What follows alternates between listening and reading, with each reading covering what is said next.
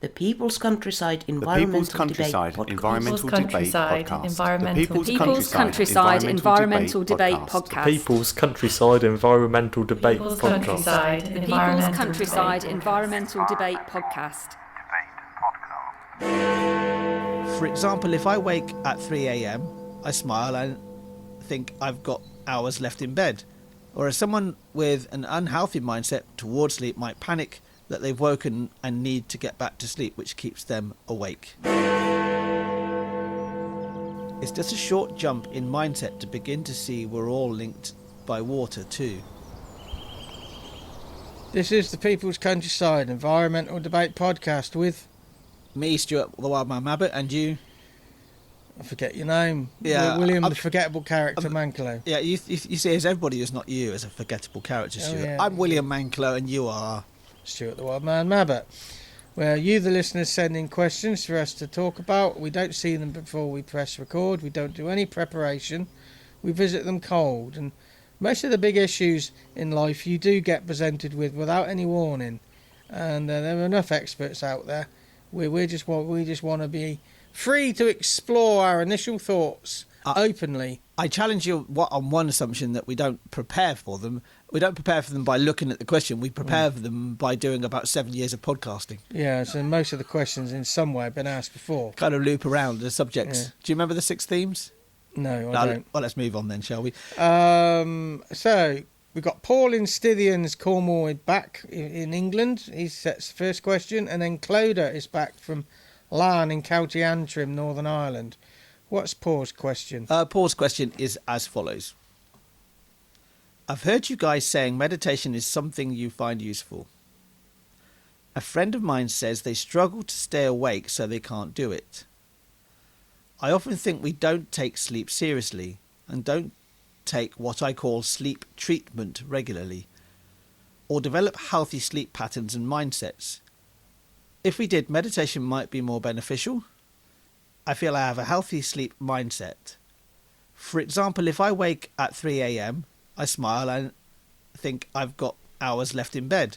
Whereas someone with an unhealthy mindset towards sleep might panic that they've woken and need to get back to sleep, which keeps them awake. A few things to unpack in there, isn't there? Yeah, it's mindset. Yeah, everything's down to mindset, really. I've seen this. Some people say, they do a group meditation, and one person said, I really struggle to stay awake. Sometimes that's the first realisation that they've had, that they're tired.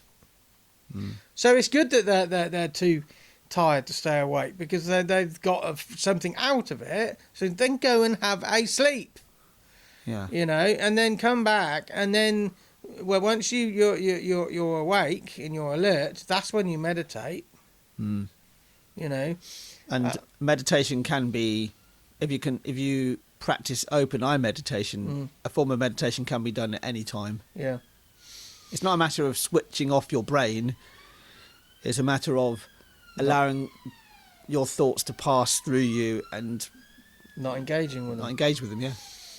I often think we don't take sleep seriously. Oh, absolutely. So, but calling it sleep treatment, some people would regale from that, because it's just, it's tree hugging and all the rest of it, and it's just all do-gooders. But develop healthy sleep patterns and mindsets is good, and I do like this. If somebody wakes up in the middle of the night and they say, "Oh, great, I've still got another few hours," whereas somebody else might panic, and it keeps them awake because they're panicking. I think a healthy thing to do. In the last few months I haven't, but especially in the last week, I don't really wake up now, Joe, because I'm so sedated on painkillers. I sleep through. And you've often talked about that you don't actually really sleep properly anyway. Exactly. So if I wake up at 3 o'clock and I'm really awake, I'll get up and I'll just make myself a cup of tea and have a digestive, sit and put the television on. Invariably there's an obscure channel playing a football match, top league English football match from the 1970s, and it's generally Leeds and Chelsea kicking each other up and down, and after 5 minutes of that, I'm tired again and I go back to bed. Yeah, well, a 1970s football match would send anybody to sleep. Yeah. But you should see the state of the football pitches. My God, there wasn't a blade of grass on them. Anyway, I think that Paul's given a really good action in that when you do wake up in the middle of the night, don't feel stressed about it. Don't think, oh, I've only got 2 hours worth of sleep left and I've got to go to work in 3 hours or something like that.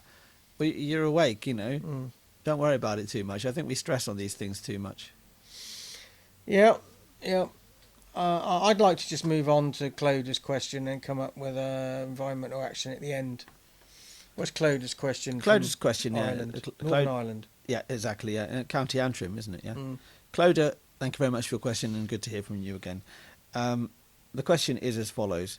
We in the UK think we're a group of islands divided from our neighbours by water. It's just a short jump in mindset to begin to see we're all linked by water too. It's again another mindset question. Yeah, there's a very British mindset. I've never got the same vibe off of any Irish that I've met, but from the UK mainland and particularly English, there was this island mentality that we've always we're divided by Europe, by the sea. Yeah, but actually, it's a very, as like Cloda from Larne says, it's a very short jump to actually see we're connected to the whole world by water. Because that's how we colonised the whole world, was by sea. Yeah. You know, it's Rule Britannia rules the waves, but also waves the rules. Yeah. Yeah. That was one of my favourite sayings. And also at one point in time, it wasn't too long ago, that the island was here. This is the United Kingdom. Was a peninsula. It was physically connected to Europe. Yeah. And all you have to do is go to somewhere like Dover, and you can see France from Dover. You can see the land that is France. And I also understand that the formation of rock that is the Giant Causeway in Northern Ireland, the same rock is on the other side in Scotland. You know, it's not. Yeah, I totally agree with you. And the western extremity of that peninsula was still the west coast of Ireland as we see it today. Yeah, it never really stretched much further, but we were linked. Yeah, so again, good mindset. So environmental action. Just look at your mindset when you have these challenges, when you have these discussions with people that you trying to convince you to be sustainable, but you don't want to be. You know, just think about your mindset. Where is your mind fixed? Because is it fixed that I don't want to be told what to do? I don't like this person, so I'm not going to even listen to what they do. I don't believe in global warming. It always comes back to the eye. Examine the eye.